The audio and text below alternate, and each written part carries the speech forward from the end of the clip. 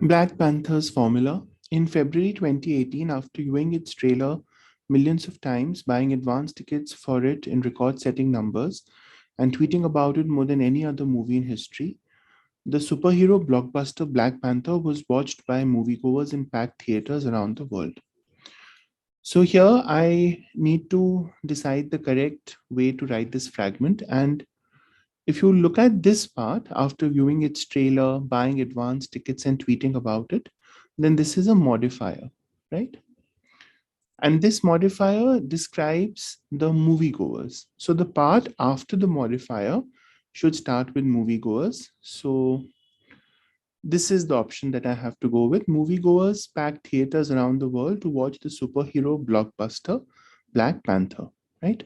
I cannot start the main segment, the main sentence with the superhero blockbuster or theaters or around the world because I have a modifier that refers to moviegoers. Telling the story of T'Challa, the titular hero and heir to the throne of the fictional African nation of Wakanda, Black Panther became a cultural phenomenon and a commercial success, earning more than $1 billion dollars at the box office, one of the largest grosses of all time. Critics lauded the film's predominantly black cast, its director, Ryan Coogler, its Kendrick Lamar produced soundtrack, and its Afrofuturist aesthetic. Um, okay, now here I'm talking about a list, right? I'm talking about the predominantly black cast. That's one item on the list. Its director, the second item, the soundtrack, and then its Afrofuturist aesthetic.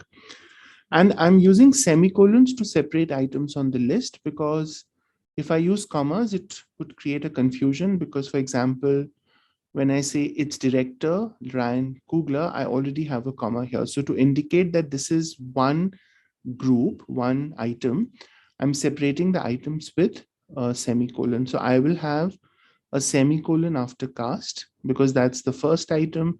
Then the director is second, soundtrack is third, and then the aesthetic is fourth. So this is the option that makes sense. Nevertheless, couched within their praise, a few critics noted that the villain is more compelling than the hero, which is rare for the superhero genre. Which choice most effectively establishes the main idea? For instance, National Public Radio's Glenn Weldon claimed that Black Panther dutifully checks the hero fights evil version of himself box, one of the genre's most used narrative devices. Weldon is correct. Many of the films in the Marvel Cinematic Universe, the franchise of superhero films to which Black Panther belongs, feature such battles. In Iron Man, The Incredible Hulk, Thor, Captain America, Ant Man, and Doctor Strange, the heroes confront villains who mirror their superpowers. So I need to introduce this part, right? And let's just read the options. Couched within their praise, a few critics noted that the villain is more compelling than the hero. Black Panther is more explicitly political than many films. The computer generated imagery in the film is unrealistic at some points, though this is a common complaint about. The film employs many of the well worn tropes of the superhero genre. So D would make sense because I'm saying that it is similar to other films in the Marvel Cinematic Universe, right? It dutifully checks the hero fights evil version of himself box. So even though it is different in the sense that it is a predominantly black film, it still employs many of the well-worn tropes, many of the cliches of the superhero genre. So the villain being more compelling is not discussed in the paragraph, that it's more explicitly political, that's not discussed, or the computer generated imagery. Black Panther is no different. Both T'Challa and his nemesis, Eric Killmonger Stevens, are empowered by a tradition, a ritual involving a fictitious heart shaped herb, a technology, a suit made from the mythical metal vibranium, and a throne, a claim to Wakanda's crown. Empowered by a tradition, you are empowered by something. So that's the correct preposition, not on, for, or in. Superhero films, the best ones at least, ruminate on the nature of power and responsibility, and the hero versus evil counterpart formula had been a means to facilitate such contemplation. Now, here I'm saying superhero films ruminate on the nature of power and responsibility, and the best ones, at least, is additional information in this sentence, right? I don't really need this to complete my sentence. And I have a dash opening this information, so I should close this information with a dash as well. So I'm effectively saying superhero films, the best ones at least, ruminate, and so on, right? So I'm using this as my additional fragment. So this would be the right answer, option D, because the dash will come between least and ruminate. I can't have the dash after ruminate because then that would damage my main sentence. I definitely need a dash, so B is wrong and A is also wrong. Superhero films ruminate on the nature of power and responsibility, and the hero versus evil counterpart formula is a means to facilitate such contemplation. I'm using the simple present tense in the sentence, right? So I'll continue with that. I cannot use had been, which is past perfect, or was, which is simple past, or future. The striking similarities between T'Challa and Killmonger really show that those guys aren't the same in their attitude towards their powers.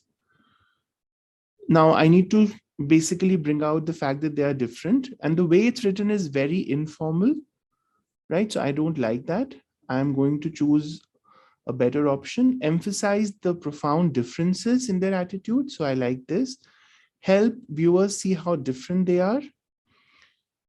The striking similarities emphasize the profound differences. So striking similarities contrast with this. So B is good. Are like giant brilliant spotlight that illuminate.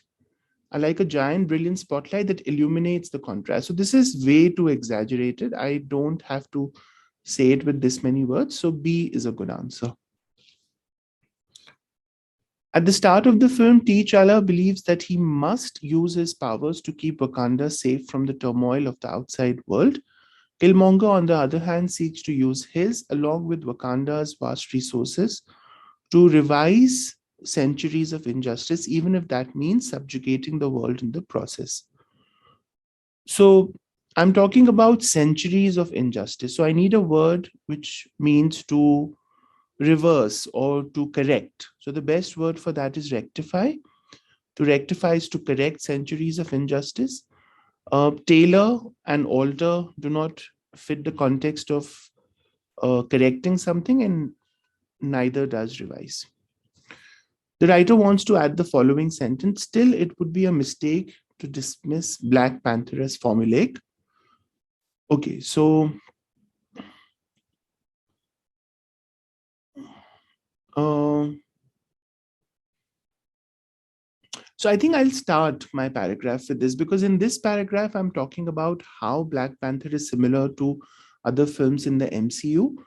And then this is a good way to introduce. It would be a mistake to dismiss Black Panther as formulaic. And I'm explaining in this paragraph why that is the case, because it does show that even though they are similar, the hero and the anti-hero, they are different in their attitudes towards their powers, right?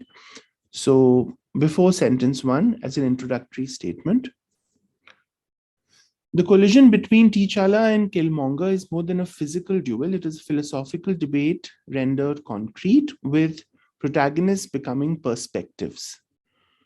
Which choice elaborates on the ideas presented earlier in the sentence, with attitudes becoming abstractions, identities becoming ideas, concepts becoming characters. So I would go with D, concepts becoming characters, because you're talking about the concept of, for if you look at the previous paragraph, it said that the hero believes that he must use his powers to keep Wakanda safe, while Killmonger wants to, seeks to use his powers to rectify centuries of injustice. So these are different concepts, these are different ideas which are represented in the views of these characters, right? So I don't think the protagonists are becoming perspectives, right? The concepts have become characters. So it's this order is the reverse of what we are looking at. These attitudes are not abstractions, they are characters. So I don't like B. And ideas have taken on identity. So again, this doesn't convey the right order. Far from being an artistic flaw, then, this formula foregrounds Black Panther's conversation about power, leading commentators like Slate's Jamel Bouie to conclude, of course, Black Panther isn't a political thriller. Which quotation best concludes the passage? It isn't just great for what it is, it's great for what it says. It's unmistakably a film from Marvel Studios. There are no mouthpieces speaking on behalf of the writer. So I like B here because I'm trying to say that even though it might have similarities with other Marvel films, it does go into detail. It does go into it does have this debate about the nature of power, right? And so it is it really foregrounds this conversation about power, and so it isn't just great for what it is great for what it says. It's not just about the black aesthetic or the black cast, but also about what the film says. It isn't a political thriller, is not really connected to what is being said in the paragraph. And if it is unmistakably a film from Marvel Studios, then it's kind of defeating the purpose of this paragraph. So not C. And this doesn't make sense because it's not relevant to the conclusion, right? Okay, so let's grade this. 34. C double D A D. C D D A D 39. C B C A D B. C B C A D B.